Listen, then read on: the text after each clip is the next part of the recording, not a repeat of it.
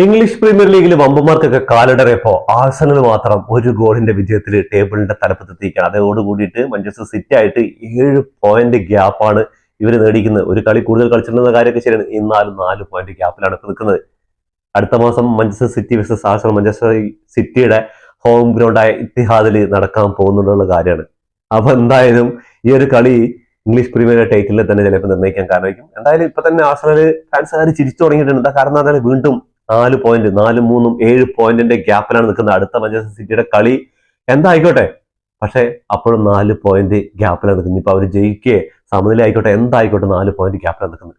അപ്പൊ എന്തായാലും ഈ സീസണിൽ മിക്കവാറും ആഴ്സണല് കപ്പടിക്കും. ആർട്ടറ്റയുടെ ബീരങ്കിപ്പട കപ്പ് തൂക്കുന്നുള്ള കാര്യത്തിൽ ഏകദേശം ആഴ്സണൽ ഫാൻസ് ഒന്നുകൂടെ ചിരിച്ച് ഇടയ്ക്കൊന്ന് അവർ കലടറിയതാണ്. പോയിന്റ് ഗ്യാപ്പിൽ 1 പോയിന്റൊക്കെ ഗ്യാപ്പ് ഒന്നുണ്ടായിരുന്നു. പക്ഷെ വീണ്ടും സിറ്റിയുടെ തോൽവിയിൽ സിറ്റി മാത്രമല്ല, ഇന്ന് തോറ്റ് അർസനൽ പരാജയപ്പെട്ടു, മാഞ്ചസ്റ്റർ യുണൈറ്റഡ് പരാജയപ്പെട്ടു, എല്ലാ വമ്പന്മാരും, ലിവർപൂൾ പരാജയപ്പെട്ടു. അങ്ങനെ വമ്പന്മാരൊക്കെ പരാജയപ്പെട്ടപ്പോൾ ഞങ്ങൾക്ക് ഇപ്രാവശ്യത്തെ കപ്പ് വേണമെന്ന് പറഞ്ഞ് ഉറച്ച വിശ്വാസത്തോടുകൂടി പോരാടിയപ്പോൾ സാക്കയുടെ ഒരൊറ്റ ഗോളിൽ അവര് വിജയിച്ചിരിക്കുകയാണ്.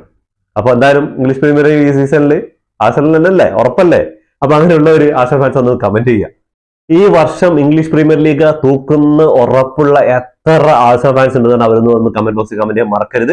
ഈ വീഡിയോ ഇഷ്ടപ്പെട്ട യൂട്യൂബിലാണെങ്കിൽ സബ്സ്ക്രൈബ് ചെയ്യുക, ഇൻസ്റ്റാഗ്രാമിലും ഫേസ്ബുക്കിലാണെങ്കിൽ ഫോളോ ചെയ്യാൻ മറക്കരുത്.